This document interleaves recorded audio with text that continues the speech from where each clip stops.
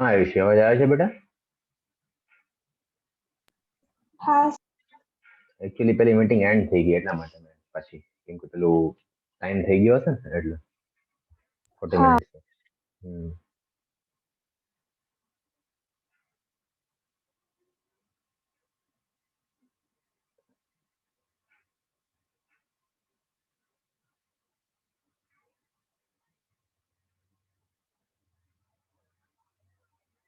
Okay, તો હવે આપણે શું વાત કરતા હતા કે ડીએનએ ની લાસ્ટ ડે પ્રોપર્ટી છે, બરાબર? સમજીએ, જ સમજવા જેવું છે. તો જનરલી આપણે બે થોડી નાની કેલ્ક્યુલેશન કરવાની છે કે લાસ્ટ ડે પ્રોપર્ટીમાં બે કેલ્ક્યુલેશન છે. એક છે આ કુંતલની લંબાઈ માટે, એક લંબાઈ માટે. તો જ્યારે પણ આ ડબલ હેલિક્સ કે જે બીટા ફોર્મ ઓફ ડીએનએ તું કોઈ પણ બુકમાં કે કોઈ પણ જગ્યાએ તું ફોટો જોઈશ ને તો ઓલવેઝ તને એમાં આવી રીતે તું જોવા જઈશ તો તને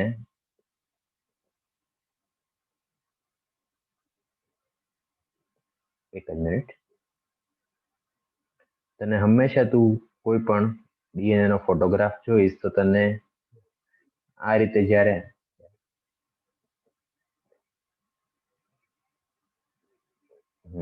તને આ રીતે કુંતલ આપેલું હશે તો હંમેશા તને આમ તને વચ્ચેનો જે ભાગ છે એમાં તને 6 નાઇટ્રોજન બેઝ ની જોડ આપી હશે, નીચે 2 આપ્યા હશે અને ઉપર પણ આવી રીતના 2 આપેલા હશે. એટલે આ શું થયું બેટા? આ એક જોડ થઈ. આ શું થયું? આ બીજી જોડ થઈ. તો ટોટલ કેટલી જોડ દેખાય છે તને? તો આમાં જોઈશ તો 6 અહીંયા, 2 અહીંયા અને 2 અહીંયા, એટલે 10 જોડ થઈ ને બેટા? 10 કે નહીં? હા બરાબર. હંમેશા કોઈ પણ બુકમાં એવી જ રીતના બતાડે. શું કામ? તો કે ગણતરી માટે આપણે એ રીતે વાત કરીએ છીએ. તો અહીંયા લંબાઈની આપણે વાત કરીએ, પેલા ડીએનએ ની જે કુંતલ જે છે એની લંબાઈ વિશે વાત કરીએ છીએ. તો અહીંયા લોકો એવું કહે છે કે હું એક કુંતલ લઉં છું. સપોઝ હું આવી રીતે એક કુંતલ લઉં છું તો એક કુંતલની કુલ લંબાઈ, એક કુંતલની કુલ લંબાઈ જે છે એ કેટલી છે?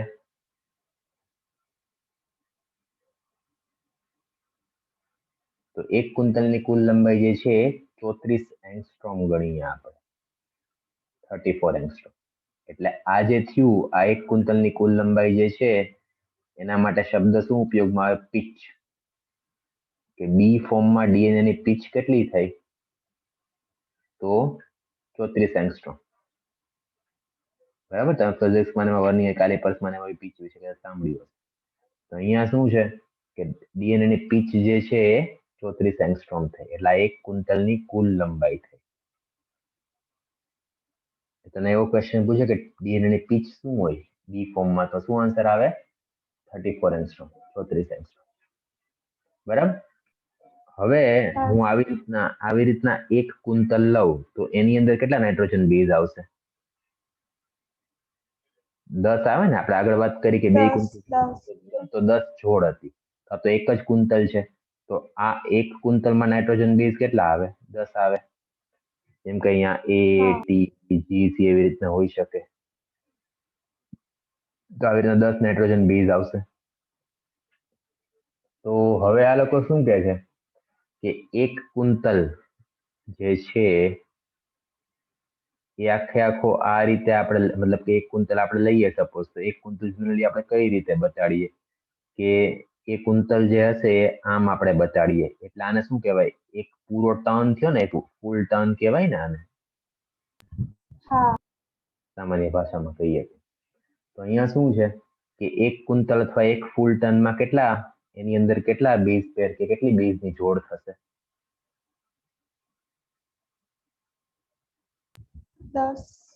10 નાઇટ્રોજન બેઝની જોડ થઈ ને બેટા? બરાબર.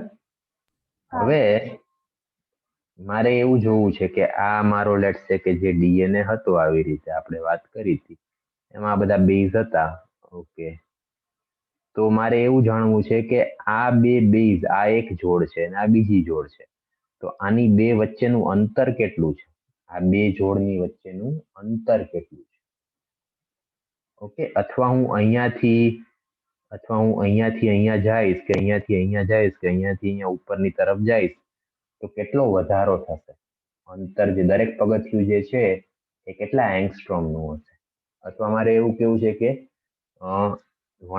એક વળાંક જે હશે ઓકે એમાં દરેક બેઝની જોડ પર કેટલો વધારો થશે, દરેક બેઝની જોડ પર જે વધારો હશે એ કેટલો થાય, તો શું આન્સર આવે?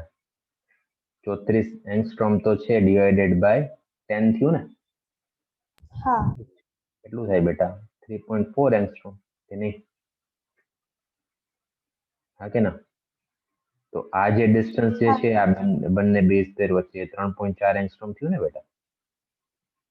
હા એટલે હું બીજા શબ્દમાં કહું કે જે આની અંદર બે બેઝ જે છે અથવા બે પગથિયા વચ્ચેનું અંતર, ડીએનએ ના બંને કુંતલમાં બે પગથિયા વચ્ચેનું અંતર કેટલું થયું? 3.4 નેનોમીટરમાં કેટલું થાય બેટા? નેનોમીટરમાં પૂછે છે. 0.34 થશે ને? હા સર. એટલે આ શું કહેવા માંગે છે કે આવી રીતના આપણે ડીએનએ લીધો છે ને અહીંયા આ બધા ડીએનએ માં આ બધી નાઇટ્રોજન બેઝની આ બધી જોડ રહેલી છે, તો કોઈ પણ બે જોડ વચ્ચેનું અંતર, આ અંતર જે છે સપોઝ આ અંતર લો કે આ અંતર લો, આ બધું કેટલું થશે? 0.4 એંગસ્ટ્રોમ અથવા 0.34 નેનોમીટર. અહીંયા બી સેમ જ થશે, અહીંયા બી સેમ જ. તો જો તું અહીંયાથી 3.4 અહીંયાથી 3. એવી રીતના તું 10 ગણીશ તો શું થયું? 3.4 એંગસ્ટ્રોમ ગુણા 10 કર, 10 જોડ છે તો કેટલું થઈ ગયું? 30 આવી ગયું ને પાછું. ખ્યાલ આવ્યો? એટલે ટેક્સ્ટ બુકમાં ખાલી આ સંખ્યા એમને આપી દીધી કે એક કુંતલની કુલ લંબાઈ 34 એંગસ્ટ્રોમ હોય દરેક બેઝ પેર પર આટલો વધારો થાય. કેલ્ક્યુલેશન આવશે આ રીતે, બરાબર? 12th માં છે જ આ વસ્તુ પાછી. ક્લિયર એટલું? હા ઓકે. હવે બીજી ગણતરી છે ડિગ્રીની, એટલે એંગલ ઉપર વાત કરીએ. તો ડિગ્રીમાં તો કેવું છે કે એ તો સાવ ઈઝી છે આમ જોવા જઈએ તો, કે આપણે જોવા જઈએ તો એક ફૂલ ટર્ન હોય, એક પૂરો ટર્ન મારીએ આપણે સપોઝ, ઓકે, તું એક તારા સ્કૂટર ને કે સાયકલ ને તું કમ્પ્લીટ ટર્ન કરીશ તો કેટલા ડિગ્રી થાય? એક સર્કલ છે તો આવી રીતના 360 થાય ને બેટા, ઓકે, 360 ડિગ્રી છે. હવે આમાં આપણે જોયું તો આજે આપણે બે કુંતલ આવી રીતના લઈએ છીએ તો આમાં ટોટલ કેટલી જોડ હતી બેટા? 10 હતી ને? હા 10. તો એક કુંતલમાં કેટલી થાય? એક સિંગલ લઈએ તો બી એમાં બી 10 જ થશે, બરાબર ને? હા. એક કુંતલ લઈ સપોઝ તો એમાં કેટલા નાઇટ્રોજન બેઝ થાય? 10, બરાબર? હવે મારે એક સ્ટેપ દરેક અહીંયાથી, જેમ કે હું આની પર આપણે જેમ જેમ પેલામાં કેમ ડિસ્ટન્સ ની વાત કરી તો અહીંયાથી અહીંયા જઈશ, અહીંયાથી ઉપર જઈશ, તો જેમ હું ઉપર જઈશ એમ દરેક પગથિયા પર કે દરેક સ્ટેપ પર કેટલો વધારો થશે?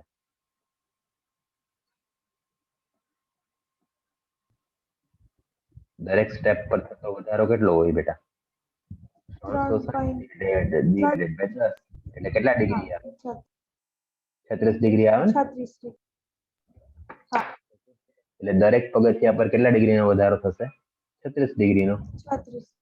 એટલે સપોઝ હું આવી રીતના ડીએનએ નું એક કુંતલ લઉં છું, ઓકે, તો હું આ બધા સ્ટેપ્સ જે છે સપોઝ, ઓકે, તો અહીંયાથી અહીંયા જઈશ કે અહીંયાથી અહીંયા જઈશ કે અહીંયાથી અહીંયા જઈશ તો દરેક વખતે કેટલા ડિગ્રીનો વધારો થશે? 36 ડિગ્રી. ટોટલ બેઝ 10 છે તો 36 ગુણ્યા 10 કરો એટલે પાછું કેટલું આવી જાય? 360 ડિગ્રી. ખ્યાલ આવ્યો? હા સર. એટલે આપણે શું કરીએ કેલ્ક્યુલેશન માટે આવી રીતના લેટ્સ સે કે આ આપણે આ ડીએનએ લીધો, હવે આને તમે બંને જે છે તમે અને કુંતલોને અલગ કરો તો એક કુંતલ આમ થશે, બીજું કુંતલ જે હશે એ પણ આમ થશે, અને એમાં પછી જેટલા બેઝ છે એના આધારે આપણે ગણતરી કરીએ છીએ, બરાબર? હા. એટલે આ ડિગ્રી પ્રમાણે ગણ. તને 36 ડિગ્રી કઈ રીતે આવ્યું, 3.4 એંગસ્ટ્રોમ કે 34 એંગસ્ટ્રોમ કઈ રીતે આવે તને ખબર હોવી જોઈએ. Okay sir. બીજું તને ટેક્સ્ટબુકમાં નથી આપ્યું, પણ આપણે નીટમાં પૂછે છે કે આવી રીતના ડીએનએ છે સપોઝ, તો આની વચ્ચેનું આ અંતર કેટલું થાય? ઓકે, આ જે અંતર નીચે મેં જે રેડ કર્યું આ બેટા 20 એંગસ્ટ્રોમ થશે. કેટલું થશે? 20 એંગસ્ટ્રોમ. જી સર. પછી અહીંયા આપણે વાત કરીએ, અહીંયા 2 હશે, અહીંયા બી 2 હશે. આ બંને વચ્ચેનું અંતર કેટલું થયું? 3.4 એંગસ્ટ્રોમ. આ એક જોડ થઈ, આ બીજી જોડ થઈ, આ ત્રીજી, આ ચોથી, આ પાંચમી. ઓકે, એવી રીતે શું હશે? અહીંયા છઠ્ઠી જોડ થઈ, સાતમી, આ આઠમી, આ 9 ને આ 10. તો દરેક બે વચ્ચે અંતર જે હશે, દરેક બે જોડ વચ્ચે 3.4 એંગસ્ટ્રોમ જ હશે. તો દરેક વચ્ચે કેટલા, અહીંથી જેમ ઉપર જશું એમ કેટલા ડિગ્રીનો વધારો થાય? તો બે જોડ વચ્ચે 36 ડિગ્રીનો વધારો, 36 ડિગ્રીનો વધારો થશે. ઓકે, અહીંયા બી આ બે વચ્ચે 36 ડિગ્રીનો વધારો. જેમ જેમ ઉપર જશું એમ 36 ડિગ્રીનો વધારો. ઓકે, તો આ શું થયું? આ દરેક જે છે આ, ઓકે, આ દરેક પગથિયું છે. તો હું અહીંયાથી અહીંયા જઈશ, અહીંયાથી અહીંયા જઈશ તો 36 ડિગ્રીનો વધારો થશે. ડિસ્ટન્સ કેટલું છે દરેક પગથિયા વચ્ચે? 3.4 એંગસ્ટ્રોમ. હા, અને આ નીચે જે આપણે બતાડ્યું આ તો શું છે? એનો વ્યાસ છે, ડાયામીટર છે ને. એટલે બે કુંતલ વચ્ચે 20 એંગસ્ટ્રોમ નું અંતર હશે. ક્લિયર? હા સર. ઓકે, તો આ બધી ડીએનએ ની પ્રોપર્ટી કે લક્ષણ થયા. 12માં આવે છે, અહીંયા જ લઈ લીધું આપણે. ઓકે, કોષ કેન્દ્રમાં હું અમુક વસ્તુ 12માં આવે છે, અહીંયા જ લઈ લીધી. 11માં હું જનરલી એમ જ ભણાવું છું, એટલે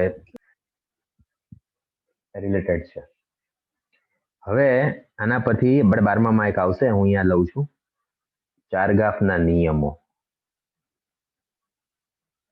બરાબર, ચારગાફ એક એરવિન ચારગાફ કરીને એક બાયોકેમિસ્ટ હતો, એને નિયમ આપ્યા હતા કે જે કોને લાગુ પડે છે? માત્ર ડીએનએ ને. કોને લાગુ પડે છે? માત્ર ડીએનએ. યાદ રાખજો, આરએનએ ને લાગુ નહીં પડે.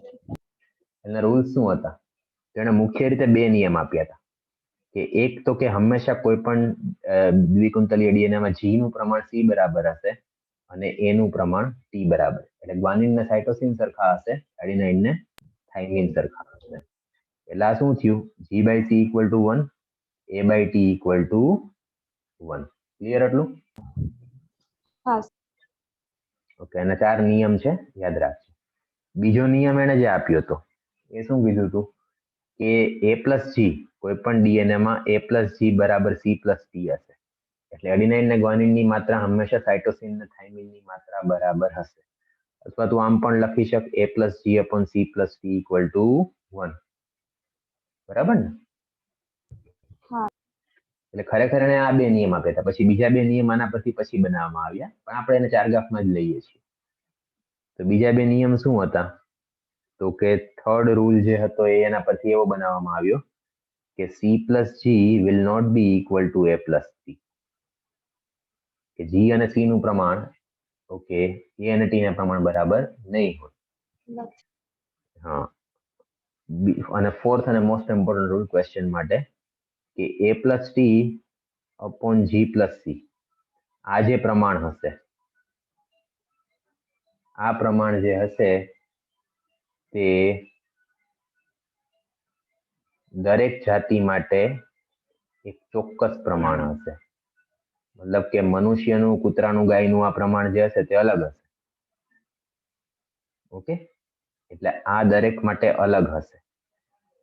દરેક માટે આ પ્રમાણ અલગ હશે. એટલે દરેક જાતિ માટે આ ચોક્કસ એક પ્રમાણ જોવા મળશે, A plus T upon G plus T. એટલે તું માણસનો અને ગાયનો ડીએનએ અલગ કરીશ તો ગાયનો A plus T upon G plus T અલગ આવશે, મનુષ્યનો A plus T upon G plus T અલગ આવશે. હવે આના પરથી અમુક સમ્સ કે દાખલા પૂછે છે, બરાબર? એ આપણે લઈએ.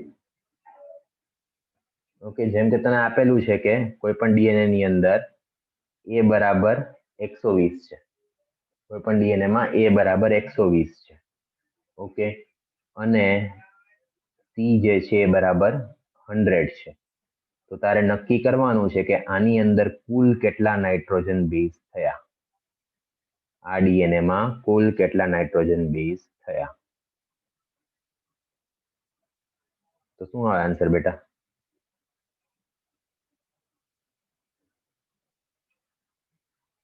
એ બરાબર ટી એટલે 120 જ થાય. જી બરાબર સી એટલે 100 જ થાય. બરાબર, તો એ પ્લસ ટી કેટલું થશે? 120 પ્લસ 120 એટલે 240. જી બરાબર સી એટલે 100 પ્લસ 100 કેટલું થાય? 200. હવે આપણે કુલ કરવાના છે, તો કુલ તો કરવા હોય તો આ 240 વત્તા 200 કરવા પડે ને, તો કેટલા થાય? 440. ખ્યાલ આવ્યો? બીજો ક્વેશ્ચન, તને મેં એવું કીધું છે કે કોઈ પણ ડીએનએ માં જી આ પૂછેલો ક્વેશ્ચન છે, જી બરાબર 17% છે. તો તારે સી, ટી અને એ નું પ્રમાણ કેટલા ટકા હશે એ ગોતવાનું છે.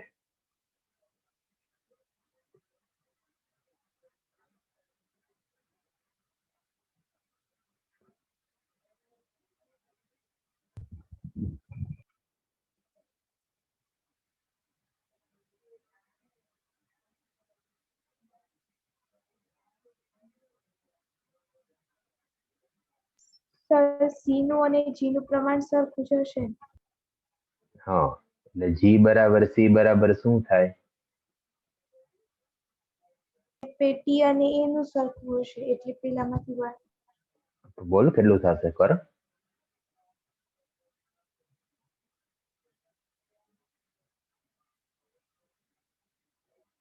એટલે ચલો, જી 17% છે, સી પણ 17%.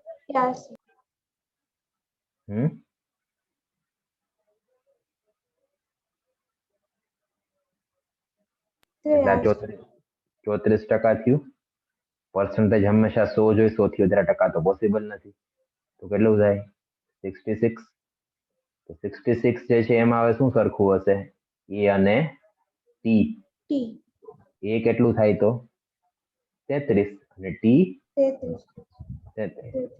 એટલે જી 17, સી 17, એ 33, ટી 33. ખ્યાલ આવ્યો બેટા? હા. ઓકે, હવે જો તને એવું કીધું છે કે એ પ્લસ જી, આ ક્વેશ્ચન તમારા ગુજરાતમાં પૂછ્યો હતો 2018 માં. એ પ્લસ જી અને સી પ્લસ ટી બરાબર 0.7 છે. 0.7 છે. તો આની સામે જે પૂરક શ્રૃંખલા હશે એની અંદર પ્રમાણ શું થશે? એની અંદર આ પ્રમાણ જે છે એ શું થશે? અને પૂરક શ્રૃંખલામાં આ પ્રમાણ કેટલું થાય એવું પૂછ્યું.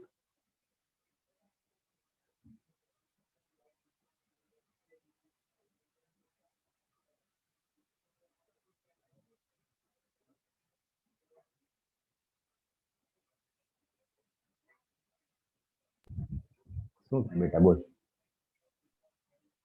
0.3. Okay, very good. એટલે શું કરવાનું આમાં? આ તને એક શ્રૃંખલામાં a plus G upon C plus T આપ્યું છે, તો તારે એનું પૂરક લેવાનું. એટલે સામે શું થશે? C plus T upon a plus G થાય ને બેટા? હા. એટલે આ તો તને 0.7 આપ્યું, એટલે આ શું થયું? 1/0.7. 1/0.7 કર એટલે એ આન્સર આવે.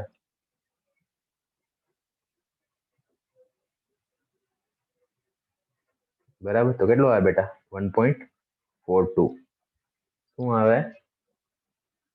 1.42. આપણે 7.7 પ્લસ 0.3 ઇક્વલ ટુ 1 નથી કરવાનું, આવી રીતના પૂરક લેવાનું છે. બરાબર, ખ્યાલ આવ્યો કે નહીં? હા, આવ્યો.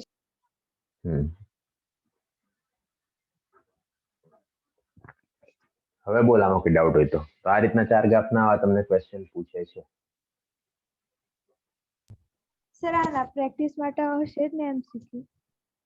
હા, પ્રીવિયસમાં બી છે, મેં તને મોકલી છે એમાં બી હશે, 12માં બી હશે, નામાં હશે. જનરલી 3-4 વાર પૂછેલા છે, 3-4 વાર પૂછેલા છે. ઓકે. મેઇન તો તું આજ યાદ રાખજે, A બરાબર T ને G બરાબર C. એ આવડી જાય એટલે બીજા બધા આવડી જશે. હા. ઓકે, તને ખબર હોવી જોઈએ કે A બરાબર T અને G બરાબર C. જો હું તને એક સમ આપું, સપોઝ A બરાબર 80 છે, ઓકે, અને G બરાબર 70 છે, તો ટોટલ કેટલા બેઝ થાય? ટોટલ કેટલા બેઝ થશે?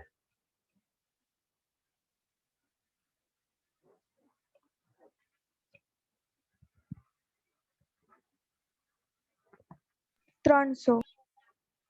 Okay, total base 300. હવે તને મેં એવું પૂછ્યું હોય કે બેઝ ની જોડ કેટલી થાય?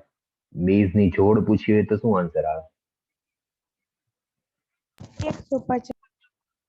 હા, એટલે યાદ રાખજે, 300 ને આપણે 2 થી ડિવાઈડ કરવાનું. જોડમાં હંમેશા 2 હોય ને, એક જોડ હશે તો એમાં 2 બેઝ હશે, તો ડિવાઈડ હંમેશા આપણે 2 થી કરવાનું.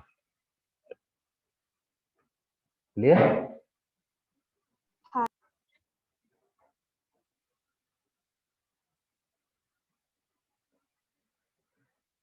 ઓકે, તો આ વાત થઈ DNA ની. હવે આપણે વાત કરીએ છીએ RNA ની. તો RNA જે છે એમાં 3 પ્રકારના RNA ભણશું આપણે, 12માં આવશે. એક હોય mRNA, પછી હશે rRNA અને પછી હશે tRNA. બરાબર? તો M એટલે મેસેન્જર અથવા સંદેશવાહક, R શબ્દ રિબોઝોમલ ઉપરથી આવેલો છે, T શબ્દ ટ્રાન્સફર કે વાહક પરથી આવેલો છે. બરાબર? તો આ 3 પ્રકારના RNA જે છે એ આપણે પ્રોટીનના સંશ્લેષણ માટે જરૂરી છે. ઓકે, તો કુલ RNA જે કોષમાં જોવા મળે એનો 5% જેટલો mRNA હશે, 80% જેટલો rRNA હશે અને 15% જેટલો tRNA હશે. ઓકે, તો તમને આ પૂછે છે કે ભાઈ સૌથી વધારે કયો RNA હોય, તો rRNA. આનું કાર્ય શું છે તો એ તને પેલું કેન્દ્ર પ્રણાલી ખ્યાલ છે બેટા કે નહીં?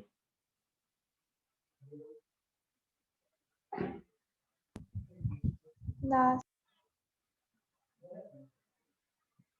જો હંમેશા યાદ રાખવાનું, 12માં આવશે પણ અત્યારે બી DNA જે હશે એમાંથી હંમેશા શું બને? mRNA. mRNA માંથી શું બને? પ્રોટીન. બરાબર? તો આ પ્રક્રિયાને આપણે શું કહીએ? DNA માંથી mRNA બને અને પ્રત્યાંકન, mRNA માંથી પ્રોટીન બને એને આપણે શું કહીએ? તો કે ભાષાંતર. બરાબર? તો DNA માંથી પ્રોટીન બનાવવું હોય તો તે mRNA વગર શક્ય નથી. DNA કઈ જગ્યાએ આવેલું હોય બેટા? કોષ કેન્દ્રમાં. નવો DNA પોતાનામાંથી બીજો DNA કઈ રીતે બનશે? તો આન્સર આવે સ્વયંજનનથી. 12માં 6 ચેપ્ટર આની પર જ છે. કોષ કેન્દ્રમાંથી કોષ કેન્દ્ર છિદ્ર દ્વારા mRNA જે હશે તે બહાર જશે. mRNA જે છે રાઇબોઝોમ, ઓકે, અને કણા જે કોષરસ ઝાડ ઉપર રાઇબોઝોમ આવેલો હશે ને, આંતર કોષરસ ઝાડ પર, એના દ્વારા RER જેને કહીએ, એના પરથી એ પ્રોટીન જે છે એ બનાવશે. બરાબર? પ્રોટીનનું પેકેજિંગ જે છે ગોલ્ગી કાયમાં થશે. એટલે આ જે છે આને આપણે કેન્દ્રક પ્રણાલી કહીએ. એટલે બેક્ટેરિયા હોય કે પછી ફૂગ હશે કે ગાય હશે, ભેંસ હશે, મનુષ્ય હશે, જેટલા પણ સજીવો છે પૃથ્વી પરના, એ બધામાં આ રીતે જ DNA માંથી પ્રોટીન બનશે. એટલે DNA માંથી mRNA, mRNA માંથી પ્રોટીન. આના વગર પ્રોટીન બનાવવું શક્ય નથી. ઓકે, એટલે બધા જ સજીવો જે છે એ આ પ્રણાલીને ફોલો કરે, એટલે આને સેન્ટ્રલ ડોગમા ઓફ લાઈફ અથવા જીવન માટે આવશ્યક કેન્દ્રસ્થ પ્રણાલી કહેવામાં આવે. ઓકે, એટલે આ નિયમ બધે ફોલો થશે. બેક્ટેરિયા હશે કે તું હોઈશ કે હું હોઈશ, બધે જ આ રૂલ ફોલો થશે. આપણા કોષમાં પ્રોટીન હંમેશા આ પ્રક્રિયાથી જ બનશે. બરાબર? તો આને આપણે કેન્દ્રસ્થ પ્રણાલી અથવા જીવનને ચલાવતો નિયમ કે જે સેન્ટ્રલ ડોગમા ઓફ લાઈફ છે એનાથી ઓળખીએ. અને ન્યુક્લિક એસિડ વગર આ બધું પોસિબલ નથી. આ પ્રોટીન બનાવવું હશે, ન્યુક્લિક એસિડ વગર પ્રોટીન બનાવવું પોસિબલ નથી. બરાબર?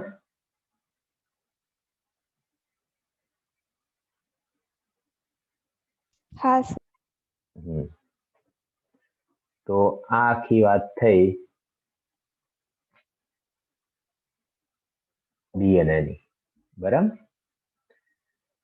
હવે ટેક્સ્ટબુક ની અંદર તું જોઈશ તો તમને બે વસ્તુ આપી છે, પ્રાથમિક અને દ્વિતીય ચયાપચયકો. ઓકે, તો એ શું છે પ્રાથમિક અને દ્વિતીય ચયાપચયકો, એના વિશે આપણે વાત કરીએ છીએ, પછી આપણે લેક્ચર ઓવર કરીએ. તો તને બેટા ચયાપચયકો કોને કહેવાય ખ્યાલ છે?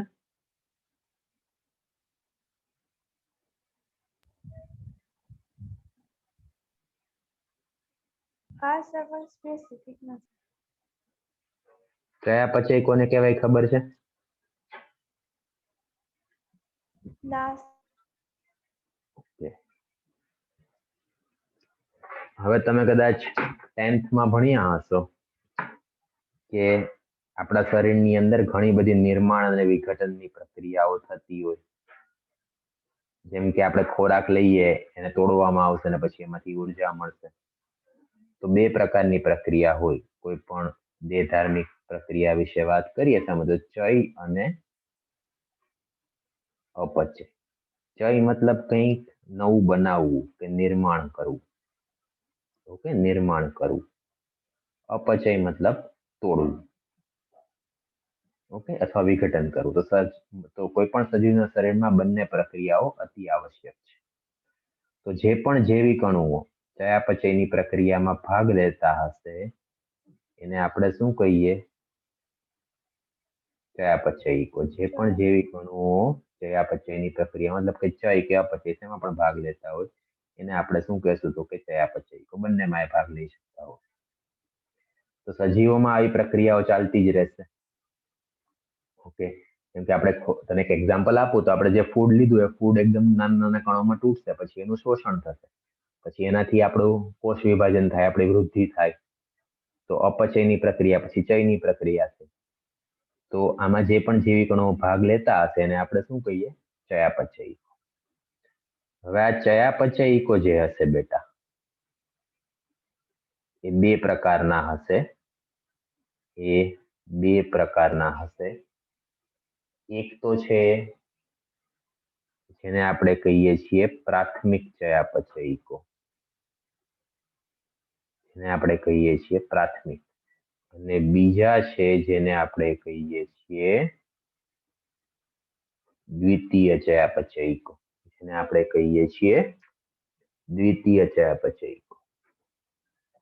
ઓકે, તો આપણે જે વાત કરી હમણાં શર્કરા, કાર્બોદિત, લિપિડ, પ્રોટીન, આ બધા આપણે સામાન્ય રીતે શેમાં જોવા મળશે? તો કે સામાન્ય રીતે આ બધા આપણને પ્રાણી કોષમાં જોવા મળશે.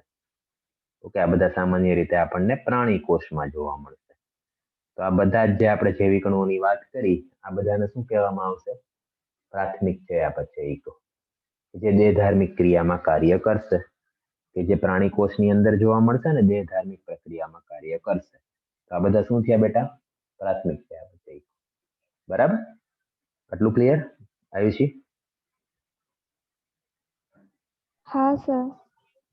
હવે તમે જ્યારે વનસ્પતિનો કોષ લેશો, તમે જ્યારે ફૂગનો કોષ લેશો અને તમે જ્યારે બેક્ટેરિયાનો કે સૂક્ષ્મ જીવો જે છે કોઈ પણ બેક્ટેરિયાનો કોષ લેશો, તો આ લોકોની અંદર તમને આ દ્વિતીય ચયાપચયિકો જોવા મળશે. એટલે એ શું કેવું હશે? તો કે પ્રાથમિક ચયાપચયિકો સિવાયના હશે. એ પ્રાથમિક ચયાપચયિકો સિવાયના હશે. પ્રાણી કોષમાં તમને દ્વિતીય ચયાપચયિકો જોવા નહીં મળે. પ્રાણી કોષમાં તમને દ્વિતીય ચયાપચયિકો જોવા નહીં મળે. હવે આના એક્ઝામ્પલ શું છે? અને તો આ માત્ર શેમાં જોવા મળશે? વનસ્પતિ કોષ, ફૂગનો કોષ અને બેક્ટેરિયાનો કોષ. ઓકે, એની અંદર દ્વિતીય ચયાપચયિકો આપણને જોવા મળશે. આ જે છે એ માત્ર એમાં જ જોવા મળશે. દ્વિતીય ચયાપચયિકોના ઉદાહરણ લઈએ આપણે. દ્વિતીય ચયાપચયિકોના ઉદાહરણ લઈએ તો એમાં શું આવશે? તો કે આલ્કલોઇડ, ફ્લેવેનોઇડ, ઓકે, વગેરે વગેરે. હમણાં હું તને એનું ટેબલ જે છે ટેક્સ્ટબુકમાંથી શેર કરું છું. તને આમાંથી બે વસ્તુ ખબર હોવી જોઈએ કે પ્રાણી કોષની અંદર આપણને માત્ર પ્રાથમિક ચયાપચયિકો જોવા મળશે, જ્યારે વનસ્પતિ, સૂક્ષ્મજીવો અને એ બધાની અને બેક્ટેરિયાની અંદર આપણને શું જોવા મળશે? તો કે એની અંદર આપણને દ્વિતીય ચયાપચયિકો જોવા મળશે. આનો ક્વેશ્ચન ફ્રીક્વન્ટલી પૂછે છે, ઇમ્પોર્ટન્ટ છે ને ઈઝી છે, એટલે આપણને આવડવું જોઈએ. હવે હું તને ટેક્સ્ટબુકમાંથી જે ટેબલ શેર કરું છું, ઓકે, એ ઇમ્પોર્ટન્ટ છે. મેં તને નવી ટેક્સ્ટબુકની કોપી પણ મોકલી, કદાચ ના હોય તારી પાસે તો તે જોઈ હશે.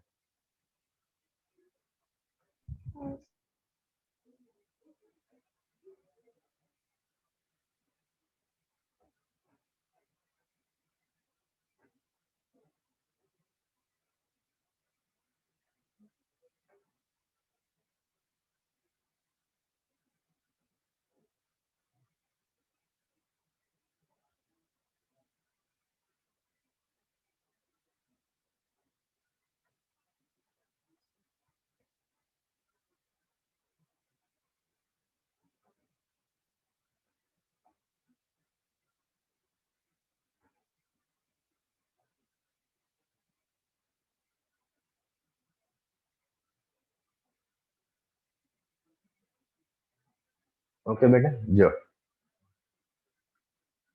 તને આમાં દેખાતું હશે તો હા, તો આની અંદર તું જોઈશ તો ખાસ કરીને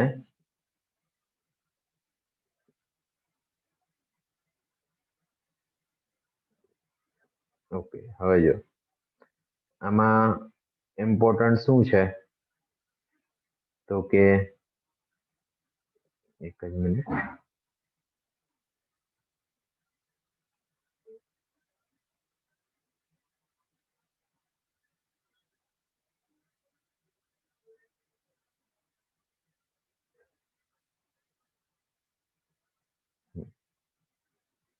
હવે જો આને આપણે આપ્યું છે અહીંયા, મેં તને જે સમજાવ્યું કે આ શર્કરા બધા જે છે પ્રાણી પેશીમાં જોવા મળશે. પછી જે વનસ્પતિ, ફૂગ કે એની અંદર જોવા મળે એને આપણે શું કહીએ છીએ? આલ્કલોઇડ, ઓકે, પરફ્યુમ, આ બધા દ્વિતીય ચયાપચયિકો છે. આ ટેબલ બેટા દેખાય છે? તો રંજક દ્રવ્ય, આલ્કલોઇડ, ટર્પેનોઇડ, આવશ્યક તેલ, ટોક્સિન એટલે ઝેરી દ્રવ્ય, લેક્ટિન, ડ્રગ અને પોલિમર. હમણાં તમને લાસ્ટ યર આ ક્વેશ્ચન પૂછ્યો હતો કે કોન્કાનેવલિન એ શું છે? તો દ્વિતીય ચયાપચયક છે અને લેક્ટિન છે. લેક્ટિન એટલે પ્રોટીન ને શર્કરા જોડાયેલા હશે. લેક્ટિન ને એટલે પ્રોટીન ને શર્કરા જોડાયેલા હશે. પછી આ એબ્રિન રિસિન છે ને, એમાં રિસિન તમને એરંડાના બીજની છાલમાંથી મળે. રિસિન તમને એરંડાના બીજની છાલમાંથી મળે. ઓકે, લીલી ચાનું માંથી તેલ હોય એનું સ્મેલ જે આવે એ બી દ્વિતીય ચયાપચયકના લીધે છે.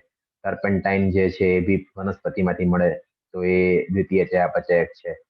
અફીણ જે છે, અફીણમાંથી મોર્ફિન મળે, પણ દ્વિતીય ચયાપચયક છે. રાજમાની છાલમાં કે રીંગણાની છાલમાં જે એન્થોસાયનિન દ્રવ્ય હોય, રંગ આપે, આ બધા બી દ્વિતીય ચયાપચયક છે. રબર ગુંદર પણ દ્વિતીય ચયાપચયક છે. દવામાં વિન બ્લાસ્ટિંગ, કર્ક્યુમિન એ પણ બધા દ્વિતીય ચયાપચયક છે. કોડીન કફ સિરપમાં ઉપયોગમાં આવે, હવે બેન થઈ ગયું કે લોકો નશા માટે યુઝ કરતા હતા. તો તમને કોન્કાનેવલિન એ પૂછ્યું હતું આમાંથી, એ ખબર હોવી જોઈએ. અને આ બધા તમને વનસ્પતિ, આ મેઇનલી મુખ્ય રીતે વનસ્પતિના જે છે ટોક્સિન એટલે ઝેરી દ્રવ્ય, વિષારી દ્રવ્ય. રિસિન છે એરંડાના બીજની છાલમાં, એ થોડુંક લોકો લઈને તેની મૃત્યુ થઈ શકે, ખાસ કરીને દાદા ઝેરી દ્રવ્ય પી હોઈ શકે ઘણા, પણ એ દવા તરીકે આપણને જો આ રબર, ઔષધ, મસાલા, પરફ્યુમ આ બધા રીતે ઉપયોગી છે. ઘણા બધાને દવાઓમાં યુઝ થાય. પછી ઘણા જે છે શું કહેવાય, અમુક કેમિકલ પ્રોસેસીસમાં, પછી ઇન્ડસ્ટ્રીઝમાં યુઝ થાય. ઓકે, તો આ બધા દ્વિતીય ચયાપચય છે. ઓકે, આપણે બધા દ્વિતીય ચયાપચયના કાર્ય કે ભૂમિકા વિશે જાણતા નથી. આર્થિક રીતે અગત્યતા ધરાવે છે. એટલે તને દ્વિતીય ચયાપચયની વ્યાખ્યા અને એના એક્ઝામ્પલ જે અહીંયા આપ્યા છે એ ખ્યાલ હોવો જોઈએ.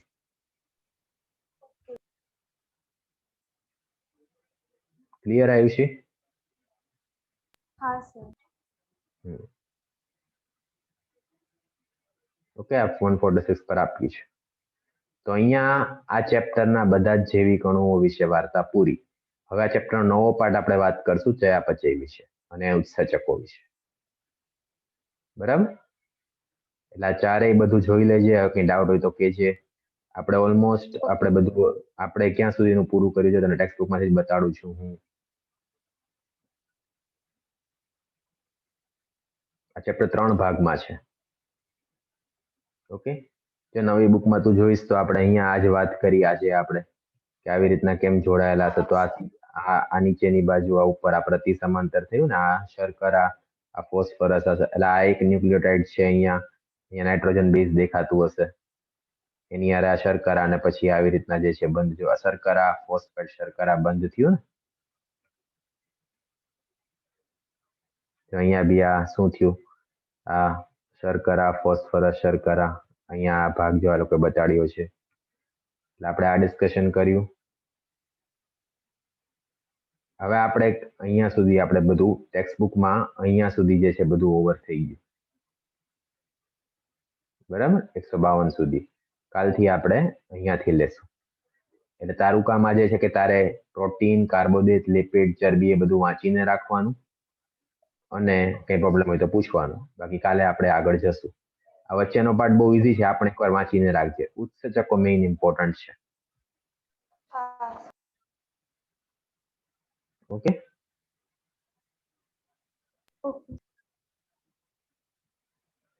તો આજે આપણે આ ટોપિક પૂરો થાય છે એટલે હું વધારે નથી લેતો, કેમ કે આખો નવો ટોપિક ચાલુ થશે એટલા માટે.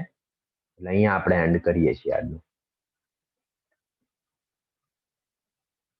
Okay sir. તો તું આ તારે નોટ્સમાંથી, ટેક્સ્ટ બુકમાંથી વાંચી લેવાનું, અને કે ડાઉટ હોય તો કાલે પૂછજે, અને બાકી પછી આપણે કાલે આગળનો પાર્ટ લેશું. તારે ટાઈમિંગ શું છે બેટા કાલે? તારા બીજા કોઈ ક્લાસીસના કઈ રીતનું હશે?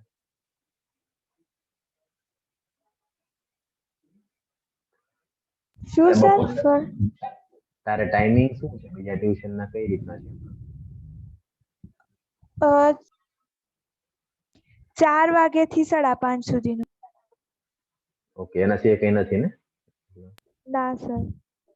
ઓકે, કદાચ જો મારે કદાચ કાલ સવારે 12 જવાનું થયું ને તો આપણે બપોર પછી રાખશું. તો તને વહેલો મેસેજ ઓકે સર. લગભગ તો આપણે આ ટાઈમે લઈ જઈશું એવું હશે તો. Okay sir. ઓકે બેટા, ચલો તો મીટિંગ એન્ડ કરું.